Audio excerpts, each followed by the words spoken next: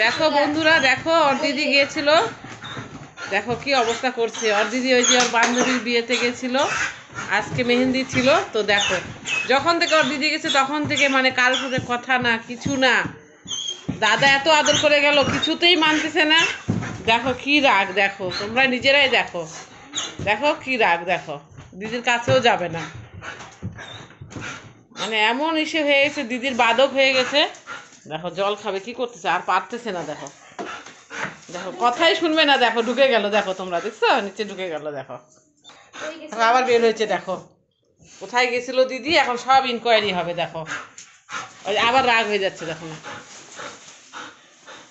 কি করে দিদির জন্য, মানে জান দিয়ে দেয় ও দিদির জন্য। আমি ওর দাদা বাবা সবাই আদর করলাম, একদম বসে থাকতেছে সমানে, কোনো ইসে নাই। দেখো না, দেখো ওদের ভালোবাসা, দেখো দেখছো, দেখো জিভ বের করে দিছে। দেখো ওরে বাবা,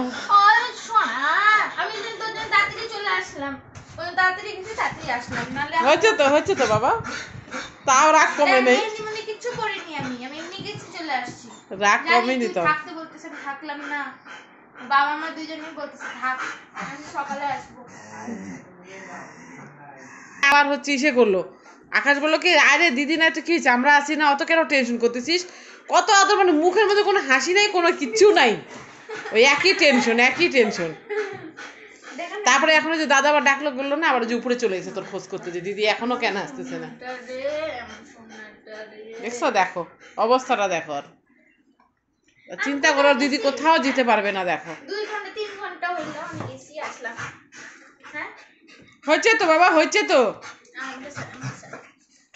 কি অবস্থা হবে একে নিয়ে, আমরা তো এটাই ভাবতেছি। দেখো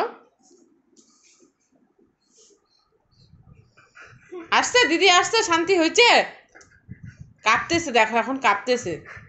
বন্ধুরা তোমরা ভিডিওটা দেখবে, লাইক শেয়ার করবে, আমার সোনাকে সাবস্ক্রাইব করবে। ওর আমার বাবা, তো আমার বাবা দেখো ওই শাক শাক শাক শাক, দেখছো তোমরা, দেখো তাহলে কেমন বাদক ওর, মানে দিদি ছাড়া আর 1 সেকেন্ডও হবে না।